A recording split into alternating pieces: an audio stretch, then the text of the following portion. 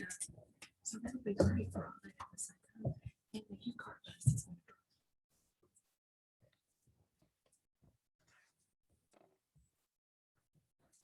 It's 7 o'clock. We'll call to order this regularly scheduled meeting of the McMinnville City Board and Mayor of Alderman. The first item on the agenda is roll call. All the board members are present here in Chastain except for Everett and Sally Brock. Thank you. The next item on the agenda is consideration of minutes. Each member of the board should have received a copy of the April 27th minutes in their packet. If there be no requests for additions, corrections, or deletions, I will entertain a motion to dispense with them as read. Second. I have a motion by Mr. Steve Harvey and a second by Ms. Rachel Kirby. All in favor? Aye. Motion passes. Item 3 is recognition of visitors. If anyone in the audience this evening wishes to address the board, please approach the podium and state your name and address for the record. Brad Walker. I'm the director of Magnus Library. I got some new statistics in from the regional and the state for 2 years. They was COVID threw everything out, so we didn't actually receive them last year when we should have.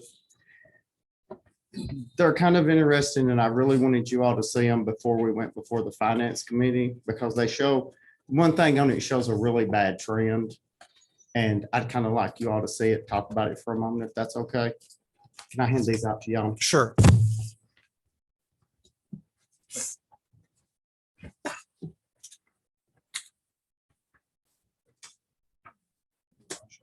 Please.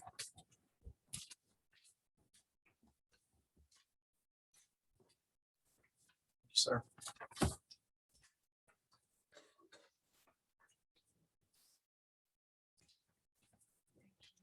The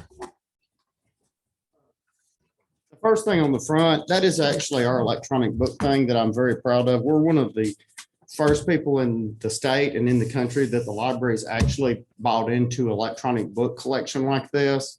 They called us and asked us to do it. And as you can see, the numbers across the top of each piece of the chart shows how many books during those months was checked out during COVID.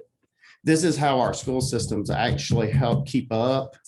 The school librarians was giving our passcode and things to the children that allowed them to keep up and do. We spend roughly $5,000 a year just keeping that going. The books are permanently ours. The next sheet, if you'll actually go to the third sheet, the 2018-19, I highlighted 3 things on it. One of them is our total circulation. Because of our ebook circulation, our circulation really went up a lot. It's 163,888 right there. And the computer uses, a lot of people say people don't need computers and things, but one of the reasons we have 20 computers for the public and the reason I'm asking for $14,000 this year is we have to keep those on a 4-year cycle plan by the state standards. And we had 16,000 last year. Even during COVID, when we were closed our doors, we were still checking out books through the window. We were checking out laptops through the windows to people in the parking lot and had Wi-Fi extended all the way around us. And if you ever drove by, a lot of times you would see our parking lot was full and the front lots was full. But the other thing that's really the disturbing trend, if you look at the per capita funding, we are the lowest of any county in our region. And for most of them that's our size, we're less than a third. And if you flip it over to the next page, the 2019 and 20, it actually went down 4 cents. And the reason I'm saying this is if you look on the budget sheet that I gave you, this sheet on the 5th line down, you'll see that the reason, even with our board coming up with $100,000 and providing it to the library, we're still $28,000 in the hole because our per capita is so low. And the board is actually having to come up with roughly $50,000 to $100,000 a year just to keep the library running as the efficiency that it is. We have one of the top libraries, level 4 libraries. We rate like number 4 out of 30 something. That building's been completely restored inside and out.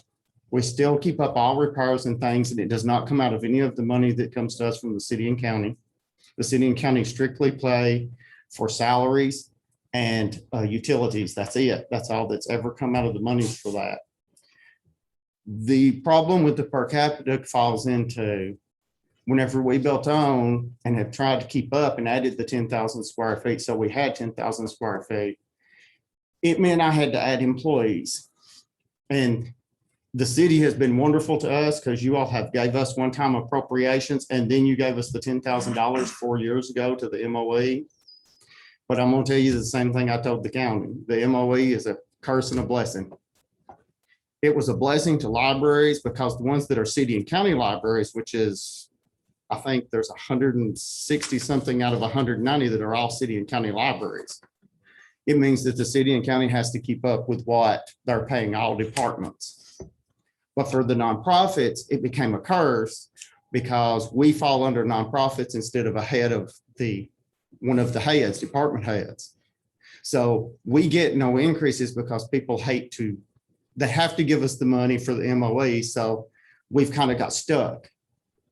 If it became like the county's not gave us an increase in 17 years, you all gave us an increase 4 years ago. There's 10 of us that work there. I have 4 employees that make $7.35 an hour. I have 3 that make $7.85 an hour. That is so far below state standards you don't want to know. And I can't go with maybe less than 1 employee at this point because of the size of our building. The hours we have to maintain for the standards. And it's becoming an issue because sooner or later, the board can't continue giving us that much money over an extended period. It's just not possible. And something's going to have to kind of move forward.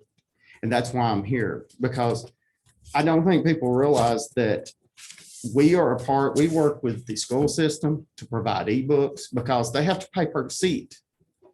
We don't. So everybody in the class can be looking at the same book for one price. The books are permanently ours. We do, and with Reads, the state system that you use for our library cards, you can download ebooks, audio books, anything you want all day.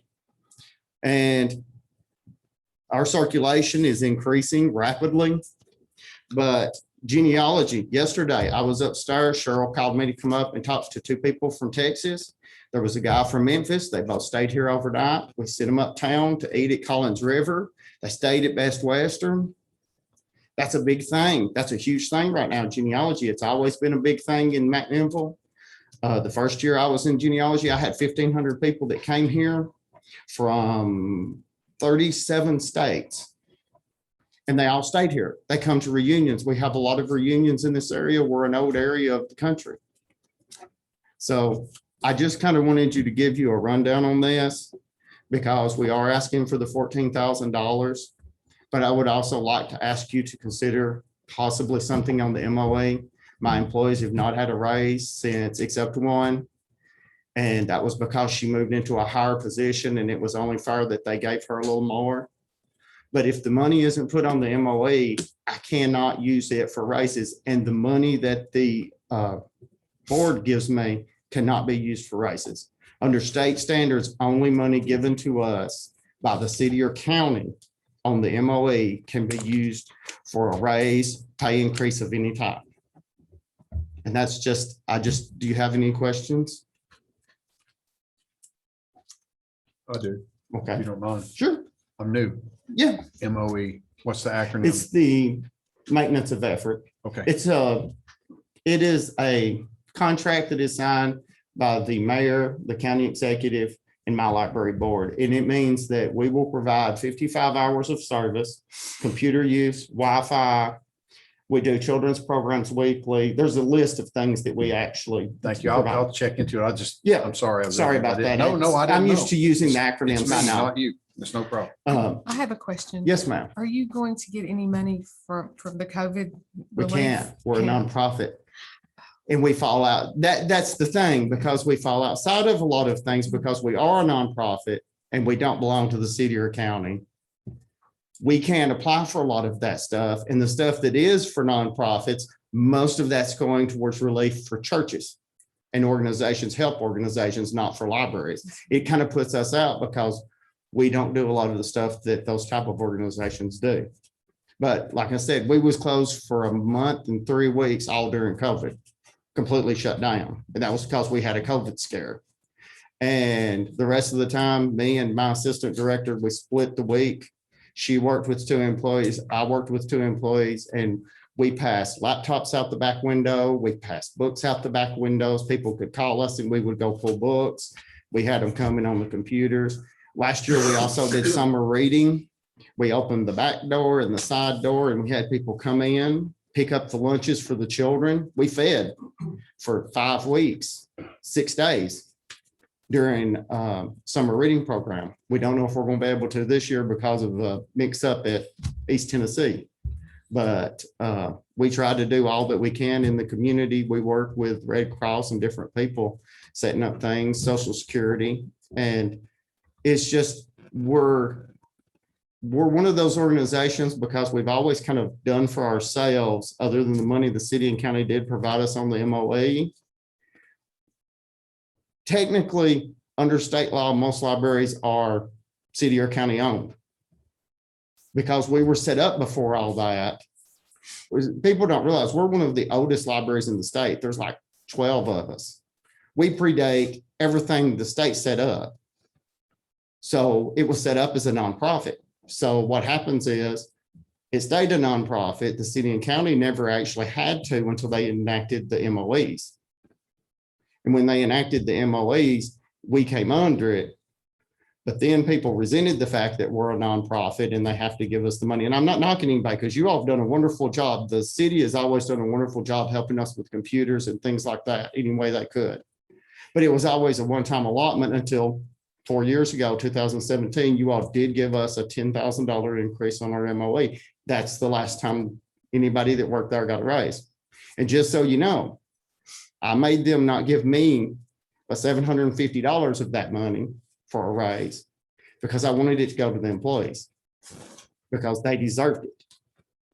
I've tried every time to keep them from giving me as much as possible because I want it to go to the employees because it's not fair because the library employees have to be personable because we literally have to talk to just about everybody that walks through that door. They have to know how to run computers. They have to know how to not only do that, but run the computer programs behind a lot of the stuff because we have to know Word, Excel, any of the emails. We have to know how to work Adobe Acrobat very well for all of this to happen in there. And they're making barely above minimum wage. And there's nothing I can really do about it because unless the money comes onto the MOE, I can't give it as a raise. The board could give me the $100,000 and say, you're going to use that for raises, and I can't touch it because the state says it has to be recurring funds from the city and county. And that's what's created a lot of the problem. And it's one of the reasons I wanted to come down tonight and talk to you. Because these numbers, that was really an unusual trend because we usually only get these once a year. So we don't get to compare them. And the reason they did it this year is because even during COVID, we still had over 140,000 books checked out. That's pretty amazing for a library our size. And I just kind of wanted to bring it down and bring it to your attention. I'm going to come to the finance meeting, but somebody suggested that I might come down and just tell everybody so that all of you kind of had an idea of what we're dealing with. And I know that you all are stuck on it too, that it's because we fall under nonprofit. I never knew until recently we're considered one of the larger nonprofits between Nashville and Chattanooga until somebody from the state pointed it out to me from the tax department. And you all bear the burden of that, but you would also bear the burden, like Tullahoma and Manchester. Mr. Walker, Yeah. in the essence of time, I'm going to have to, we will consider this information. Mr. Brock's not here this evening, but when it comes time for all the budget and finance meetings and the nonprofit allocations, we will certainly consider all of this information. So And I thank you for your time. So thank you for coming tonight and pointing this out to us. I do appreciate it. Thank you. Thank you, all sir. have a good one. Does anybody else wish to address the board? Seeing none, we will move on to item 4, recognition of employees. We have several department heads here this evening. Do any of the department heads wish to acknowledge any employees this evening? Chair recognizes Kendall Mayfield. All right, I'm gonna introduce our three new firefighters. We got, they've been on the department for over, 2 of them been out for a year and 3 months, and the other them been out for 2 years on part-time. But finally, we got a chance to make them full-time. So right here, we got Randy, I can't pronounce his last name. Connects, yeah. Whatever it is. Got J.C. Burns and Victor. Yeah, there you go. But I'm glad to have them on board with us. They gonna be some fine firefighters, and I'm tickled to death that we could keep them on with. They running off to another department. So I would like to introduce y'all to the next generation when I'm dead and gone. Thank you, gentlemen, for your All right, service. Thank you very much. Thank you,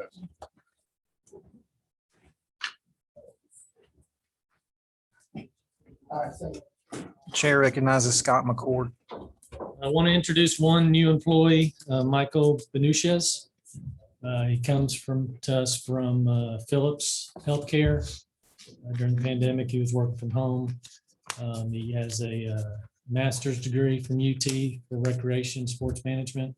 He's been with us for about a month. He's already hit the ground running. I'm sure several of you already recommended him for the job, and it was a great recommendation, and we're glad to have him.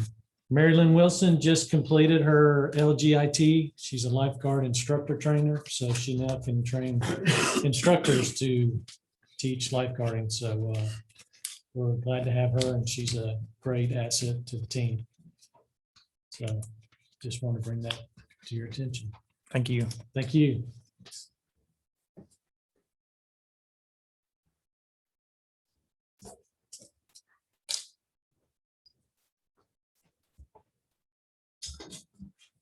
Anybody else?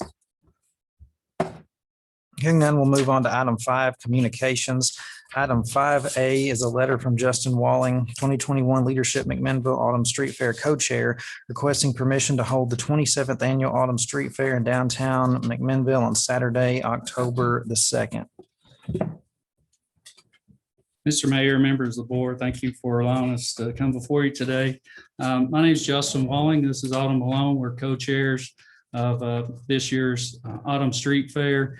On behalf of Leadership McMinnville, we're requesting that we be able to have this event this year. I believe this will be the 27th annual event. It would take place subject to your approval on October the 2nd. From 8 a.m. to 5 p.m. would be the times of the fair.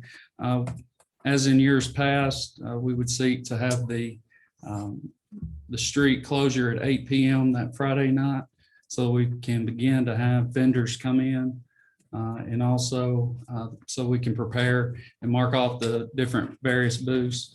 The street closures it's always been down Main Street, beginning at Magnus Library, and we go all the way down to where Begonias is going to be operating there at the East Main Street Sparta Street split, around the courthouse square on east and west portions of the courthouse square, and then on North Spring Street from the district attorney's office up to Morford Street. There will be overnight security provided for the booths that are there, and also we request, I believe, that some of the vendors use the parking over around the blue building during that time. So with that, I'll take any questions, any comments or concerns anybody might have. Oh, I'm glad it's coming back.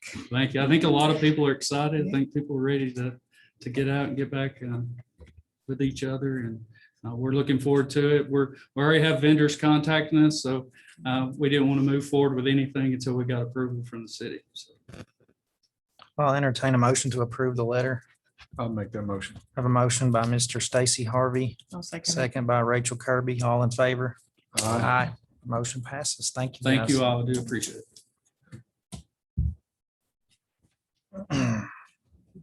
Item 6 is petitions. There are none. Item 7 is unfinished business, and item 7A is discuss the home property project. Oh, the Building and Grounds and Streets and Sanitation Committee met last week to discuss this property and decided on this section of the property. You've got a copy of that in your packet.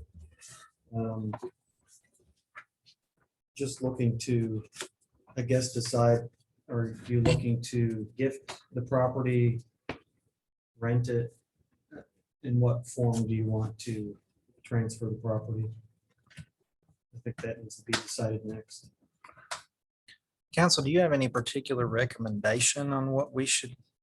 I think the best course of action would be to donate the property, as long as the organization is a formally organized entity like a nonprofit corporation. You don't have to have a 501c3 designation to make you eligible for the donation, but I would donate it outright. And then is there gonna be like a reversionary clause that? how does- Well, I think that you're planning permanent improvements to the property, are you not? We are, but to answer your question, yes, part of our bylaws is that if this fails for any reason, that the property would return to its rightful owner, which would be the city. Yeah, and then the only thing exceptions to that would be is anyone who donated a building to be on site, that they have the ability to retrieve their building before it went back to the city. The only complication you may have with the reversionary clause is the possibility that at some point in time during the development, you might need to borrow money to improve the property. It's really hard to borrow money against property that has a reversionary clause. Would right of first refusal substitute for that? So before the deed could be transferred, the city would then have the right. That's not typically a buy. value depressant. No, it's not. Let me think about that. We're gonna need a survey anyway to describe the property, just to prepare whatever instrument of conveyance that we elect to choose. So while that's being done, I'll do a little more thinking about it. But the donation is certainly the cleanest way and gives them the ultimate latitude regarding, the future development of the property. Is there any timeline in terms of when this needs to be done? From our standpoint, From our standpoint, their standpoint? Of course, we want it quicker the better, but Yeah. We'd like to get started on, we have folks that are ready to start building the first houses to put over there. Of course, there's a lot of we'd have to do with codes and all the things that we need to do, but yeah, quicker. We spend a lot of money on housing folks. So we just need to have the survey done. That's Yeah. the next step. yeah. And after that, it's a day. So does this board need to approve that, or now approve that survey and make the, Well, I think you've already authorized Nolan to engage a surveyor once the area was generally located, and he needs to go through that step. There's nothing else you need to do right now in Okay. terms of formal action. okay, I don't think you can prepare the necessary ordinance without a deed or a legal. sure, description. yeah. Thank you. Any other unfinished business to come before the board this evening? Hearing none, we'll move on to item 8, new business.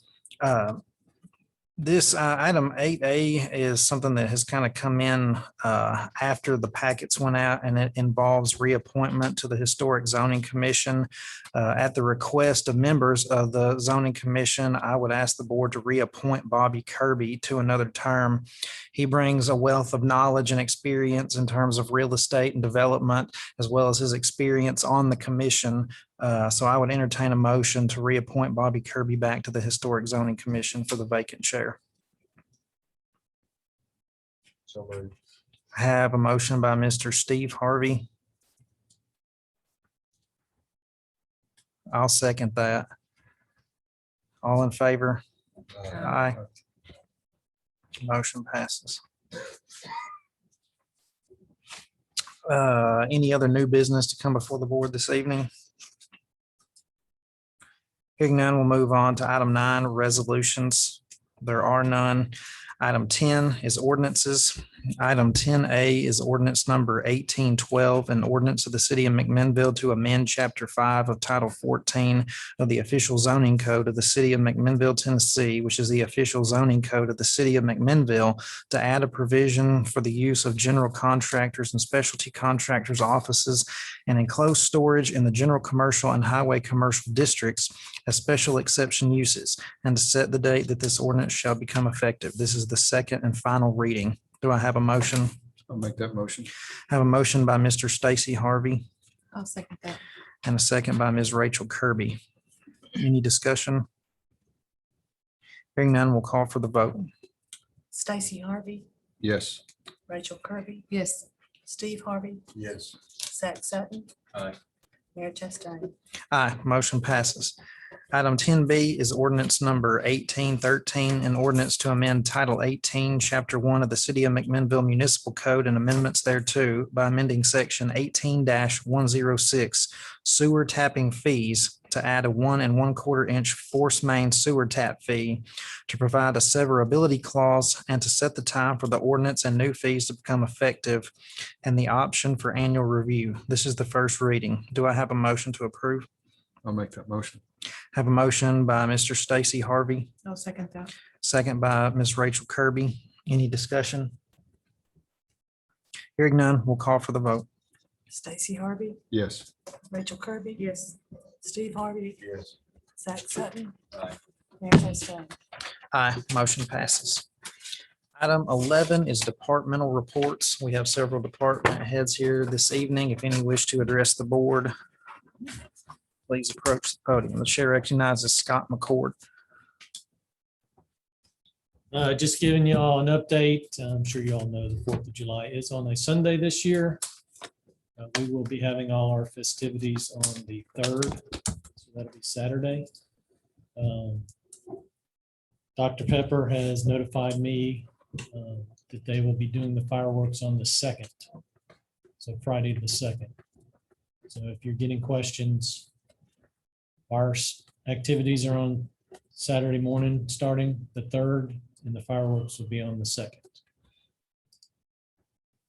All right, thank you. Hey, Scott, how did the walkthrough go today? Seemed to go all right. They will be sending a report back to the contractors of all the stuff that needs to be done. And just to steal a little thunder from Nolan, we are 99.9999, 4 nines, he said. Wow, Just make sure I got that in there. So, awesome. Thank you. all right, thank you. Chair recognizes Chief Mayfield. In your package, I put a piece of paper in about the ISO rating that we got in the city. We kept all 3. I think it's awful good. We kept it. We used to be a 5, and we are trying to work on maybe lower it to a 2. But we gotta have some more stuff involved to get it down to a 2. But if they audit us every 5 years, and so over the last 5 years, we kept at 3, and most of it came from the water update through the city. I think Anthony and Ricky been working on, so that really helped us a lot maintaining that 3. So we will try to keep that going, and they hope to help out a lot of homeowners on the insurance. So we want golf scores and not Uh, basketball scores, I presume. Right. All right, thank you. Thank you, Chief. Council, do you have anything? We're on schedule to close the acquisition of Pace Setters Monday. The transaction will be final. Mr. Maine? Update on the survey. We've got excuse me, 778 responses so far. The due date or the close of the survey is scheduled for Friday, so we might get to 1,000. So I will say maybe half of those are residents that live in the county, so I can separate those out and you can look at specifically the city responses. So that's it. Thank you.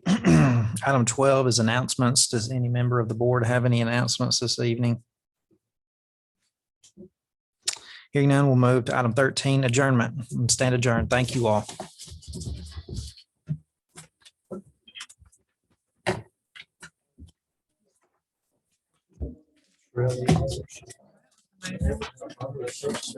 That's for the Center Street project.